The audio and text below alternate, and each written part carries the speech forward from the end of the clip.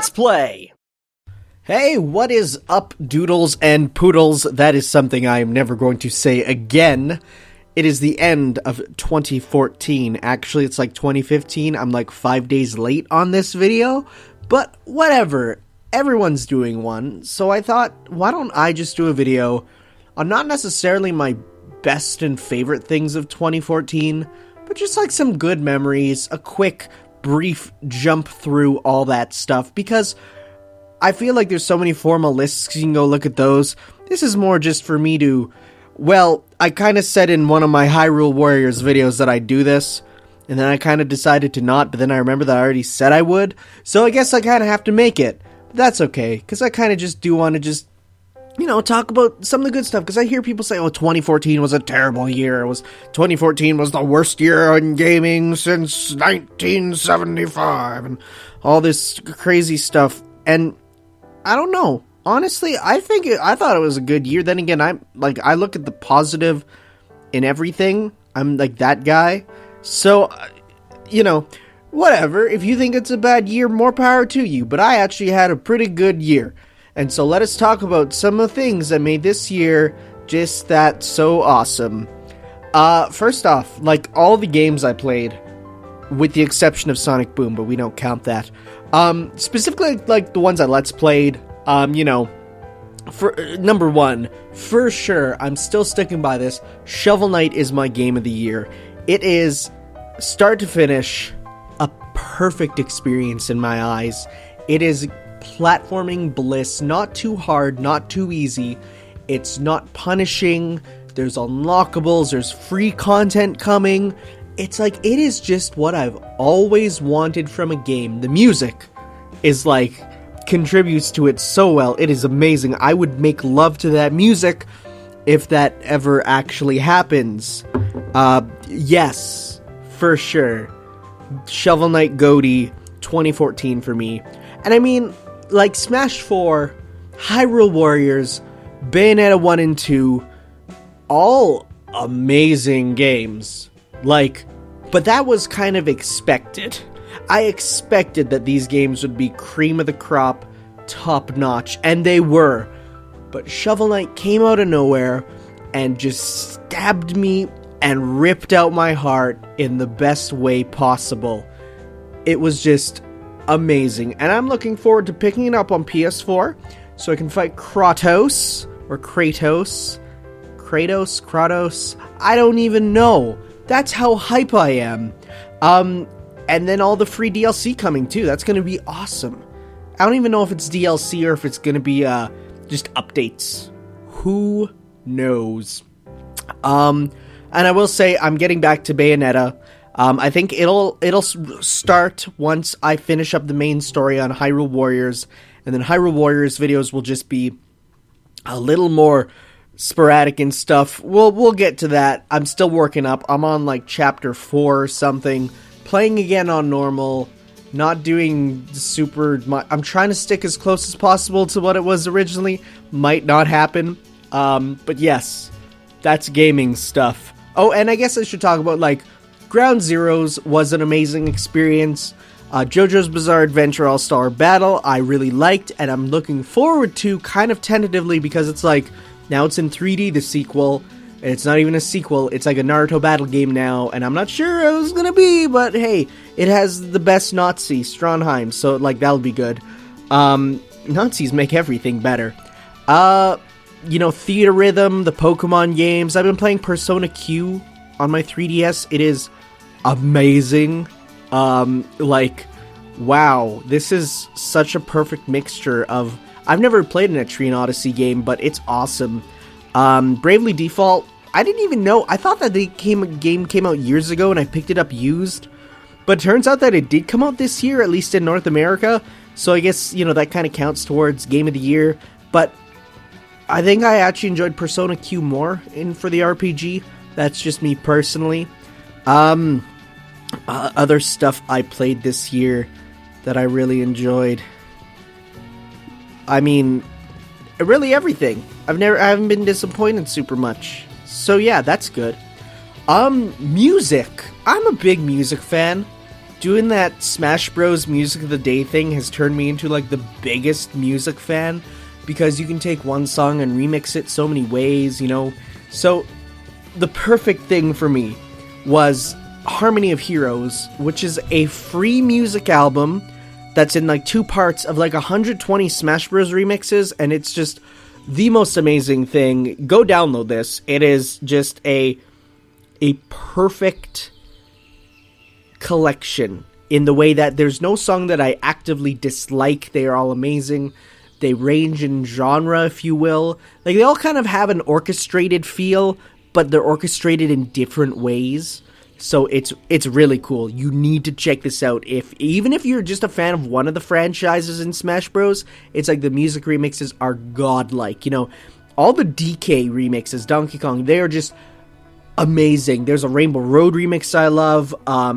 There's a couple Sonic ones in the second half of the album, which they released after Smash 4 came out, with some more, you know, stuff from other games that they missed out on.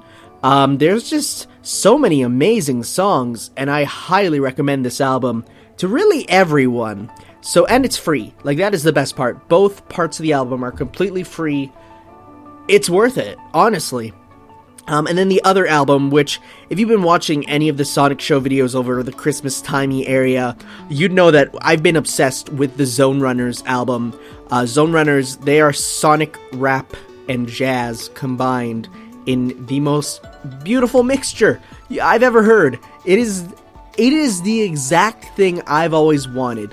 Like, the beats of Sonic with the, like, this amazing rhyming lyrics with, like, smooth jazz thrown in occasionally. It's like, this is everything. And disco, there's a bit of disco in there. That is, like, everything I wanted in music, and I highly recommend. Not so much to everyone. I'd go onto their Bandcamp or SoundCloud or Louder or whatever you would listen to it on. Give it a listen, see if it's your cup of tea, and if so, please buy it. Support these dudes, they are awesome. Both of them are my friends, actually. Like, I knew one of them before, and then just because I love the album so much, I got to talk to the other one, and he's the coolest guy ever. There's 3 Zone Runners, there's 2 and then 3, and now they actually just released a single today, a 4th one. I haven't listened to it yet, but I already bought it, so that means, you know, that shows something. Definitely pick up this album if you're a fan of Sonic music, and if you just like good, and another good thing, it tells a story from start to end. Like, it's one of those albums, and it's amazing. Go pick this up. As for what I've been watching, I don't watch much TV. The only real TV I watched was Agents of S.H.I.E.L.D., which I know a lot of people bag on because it's, you know, boring. They say, I like it. Maybe because I just really like Coulson in the Marvel movies. But, like, I'm enjoying it. I tried to watch Arrow, and I couldn't get into it. I tried to watch Flash, and I got a little more into it. But I don't like DC. Really, at all. DC heroes, in my mind, are some of the most boring. At least Green Arrow and Flash are the better ones. Those are actually the 2 heroes that I do like. But it still is a little too, I don't know how to put it, dark. Like, the Flash is okay with me, but I just, again, it's DC, I can't get into it. As for anime, of course I've been watching JoJo's Bizarre Adventure, which, if you just want some stupid, over-the-top, giant action that's, like, an important part of, like, anime culture, because, like, JoJo's Bizarre Adventure has been going on forever, and it's, like, it is deeply rooted in a lot of stuff, and it just, yeah, it's great, you know, I definitely recommend this to any real action fan. If you don't like blood and stuff, I wouldn't recommend this, because I was very surprised how violent it can get, and in the TV broadcasts, they censor it, but I watched the first 2 series on their Blu-rays, and, wow, some of the stuff that they do is violent in a cool way. The other show I really watched was Space Dandy, which, my god, is it art. It is just, like, I cried from it. It is both, like, tears of happiness, sadness, laughter. It was an amazing journey from start to finish. It's so weird. Because, like, you can tell that, like, every episode was not only, like, a separate story, but there was, like, different animators and different themes and different everything. And, like, there's so much you can think about it. Like, it's smart. It's not just random fan service. It is so smart. But at the same time, there is the fan service. But at the same time, it's not the focus. And it's like, it just has to be seen to be believed. And I will say, for the first 3 episodes, I watched both subbed and dubbed. I way recommend the dub over the sub. The dub gets it so much better in my eyes. That it is personal choice. If you prefer sub, go right on ahead. But the dub for me, every character was just on point 100% of the time. There wasn't a character's voice who I thought, oh man, that's annoying in English, or oh man, the Japanese was better. It was like, no, the dub gets it. Especially the narrator and Dandy and Meow, all of them. Really, well, that's like everybody almost, aside from QT, who's the only one I know people prefer in Japanese, sort of, kind of. But no. In English, it's so much better.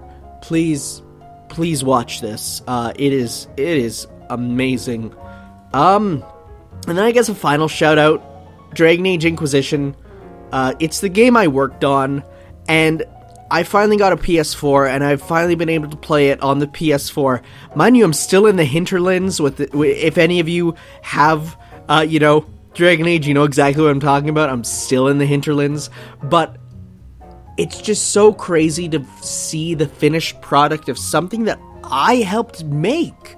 I'm not even talking about the little bit of like, oh, I made sure that this bug doesn't happen. No, it was like, there were some like creative choices and stuff that I was a direct involvement with, and it blows my mind.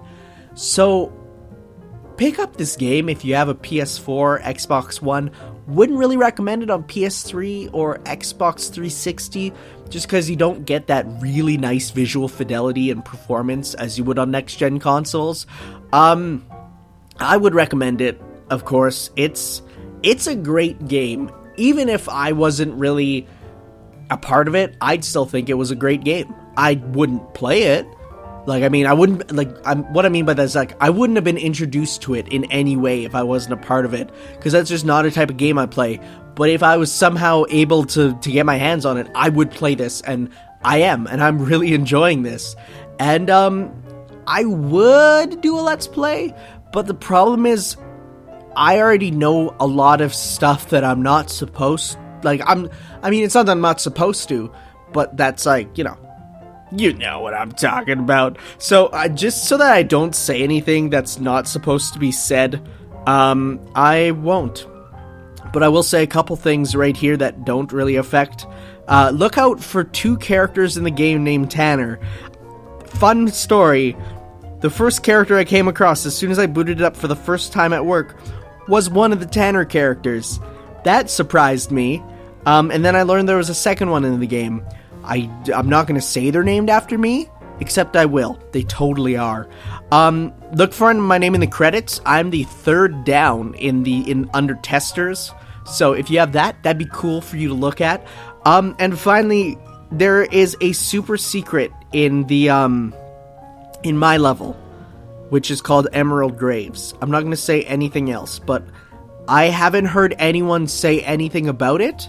Then again, I also haven't Googled it.